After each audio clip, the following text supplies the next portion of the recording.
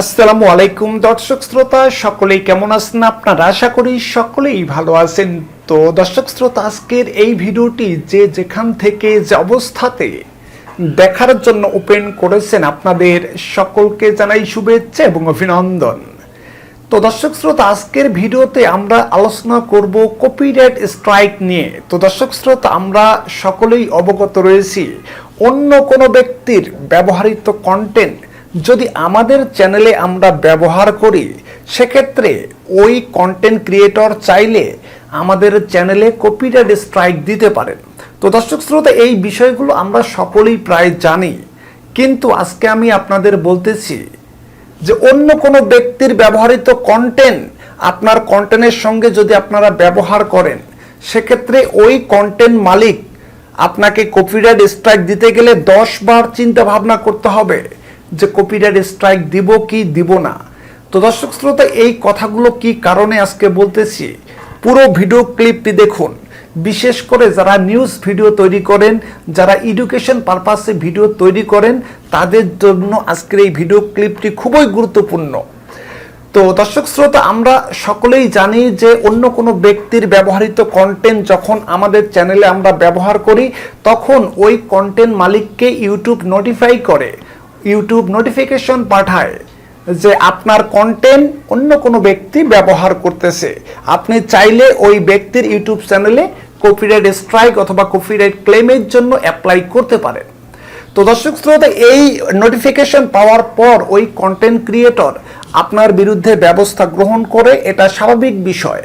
কিন্তু এখানে ফেয়ার ইউজের কথা বলা হয়েছে।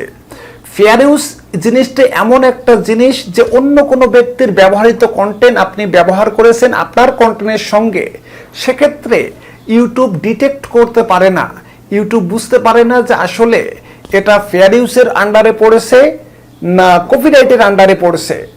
তো দর্শক শ্রোতা, অনেক নিউজ চ্যানেলকে আপনারা দেখবেন যে তারা তাদের ভিডিওর সঙ্গে ছোট ছোট ক্লিপ ভিডিও চিত্র তারা কিন্তু দেখিয়ে থাকে।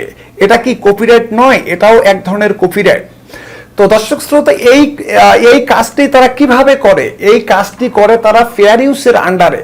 ফেয়ার ইউজে বলা হয়েছে যে আপনার ভিডিও লেন্থ, আপনার ভিডিও দৈর্ঘ্য যদি 5 মিনিট হয়, সেক্ষেত্রে 3 ভাগের 1 ভাগ অন্য কোনো ভিডিওর কন্টেন্ট নিউজ আকারে আপনারা ব্যবহার করতে পারবেন, নিউজ পারপাসে আপনারা ব্যবহার করতে পারবেন। সুতরাং এখান থেকে বোঝা যায় যে অন্য কোনো ব্যক্তির ব্যবহৃত কন্টেন্ট আপনারা ব্যবহার করতে পারবেন নিউজ পারপাসে। এখন আসুন এডুকেশন পারপাসে আপনারা কিভাবে ব্যবহার করবেন। তো দর্শক শ্রোতা, আপনারা অনেক সময় বিভিন্ন এডুকেশন মূলক যে ভিডিও চিত্রগুলো তৈরি করে থাকেন, অনেক সময় দেখা যায় যে অন্য কোনো ভিডিও ক্লিপ আমাদের ভিডিওর সঙ্গে তারা সংযোজন করে দেখিয়ে দেয়।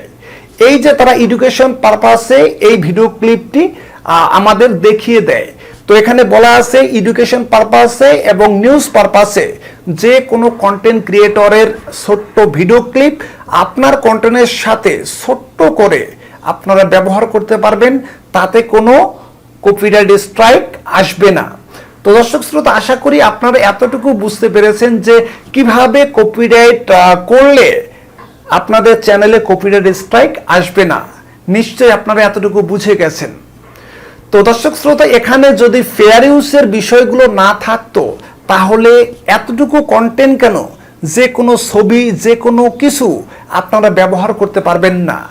এই ফেয়ার ইউজের আন্ডারে কিন্তু আমরা অনেক কিছু ব্যবহার করে থাকি। অন্য কোনো কন্টেন্ট ক্রিয়েটর এই ভিডিওটি দেখার পরেও তারা কিন্তু কপিরাইট স্ট্রাইক দিতে সাহস পায় না। তারা একবার চিন্তা ভাবনা করে যে আসলে এই চ্যানেলটি আমার ভিডিওটি ব্যবহার করেছে, এটা কি ফেয়ার ইউজের আন্ডারে পড়েছে? এই চিন্তা করে অনেক কন্টেন্ট ক্রিয়েটর আপনার চ্যানেলে কখনোই কপিরাইট স্ট্রাইক দিতে যাবে না। আর যদি আপনাদের চ্যানেলে কোনো কারণে কপিরাইট স্ট্রাইক দিয়েই ফেলে, কপিরাইটের জন্য ইউটিউবের কাছে আবেদন করেই ফেলে, সেক্ষেত্রে আপনারা যদি 100% নিশ্চিত থাকেন যে আমি যে কন্টেন্টটি ব্যবহার করেছি সেই কন্টেন্টটি ফেয়ার ইউজের আন্ডারে পড়েছে, আমি ফেয়ার ইউজ করেছি, সেক্ষেত্রে ইউটিউবের কাছে আপনারা কাউন্টার নোটিফিকেশন করতে পারবেন। কাউন্টার অ্যাপ্লাই করতে পারবেন যে তার চ্যানেলে কপিরাইট স্ট্রাইক দেওয়ার জন্য।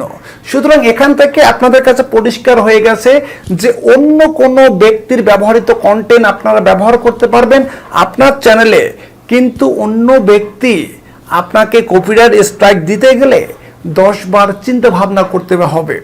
তো দর্শক শ্রোতা, আশা করি কপিরাইটের বিষয়গুলো আমি মনে করি যে আপনারা স্পষ্টভাবে বুঝে গেছেন যে কিভাবে আপনারা কপিরাইট করতে পারবেন। তো আজকে এ পর্যন্তই, সকলেই ভালো থাকবেন, সুস্থ থাকবেন, আল্লাহ হাফেজ।